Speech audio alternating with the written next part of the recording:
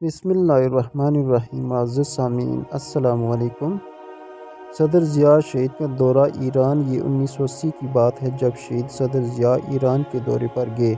ایرانی صدر نے لاکھ کوشش کی کہ جنرل صاحب کو ملعون ابو لؤلؤ فیروز مجوسی سیدنا عمر فاروق رضی اللہ عنہ کا قاتل کے مزار شاہجہاں باب۔ یہ لقب شاید ایرانی حکومت نے اس ملعون کو یہ لقب سیدنا عمر فاروق رضی اللہ عنہ کو شہید کرنے کے صلے میں دیا ہے کا دورہ کروایا، لیکن جنرل صاحب نے صاف انکار کر دیا۔